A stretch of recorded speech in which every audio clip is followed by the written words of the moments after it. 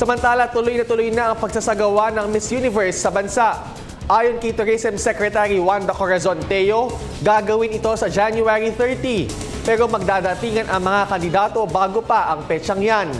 Malaki raw ang maitutulong nito sa turismo lalo na't ang reigning Miss Universe ay isang Pinay. Ang kabuuang detalye mula kay Rocky Ignacio.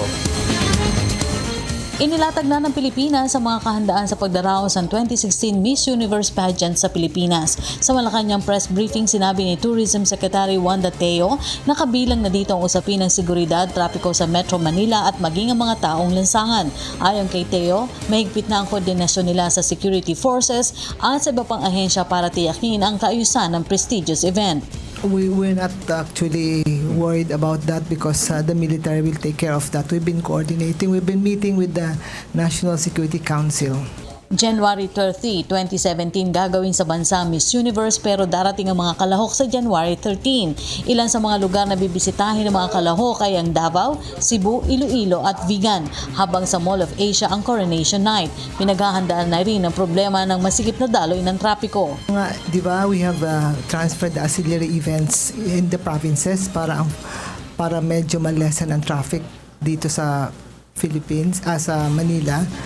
That's why we have moved it to the provinces. The main events na lang will be in Manila and it will be at MOA Arena.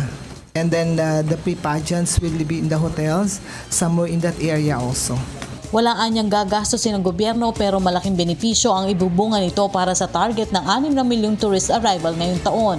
Si Steve Harvey pa rin ang magiging host pero aminadong hindi anya siya gusto ni Pangulong Rodrigo Duterte. Matatanda ang humingi ng paumanhin si Harvey nang nagkamali itong mabasa si Miss Colombia bilang Miss Universe sa halip na si Pia Wurtzbach. Hindi anya maaaring palitan si Harvey dahil may kontrata ito ng 5 taon kaya hinahanapan na si Harvey ng Pilipinang co-host.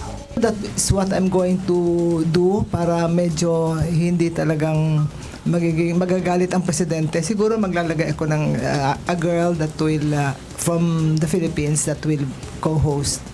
Samantala, bukod sa Miss Universe, inaasikaso na rin ng Department of Tourism ang pagpapalit ng tourism slogan na posibleng ilunsad sa kalagitnaan ng taong 2017.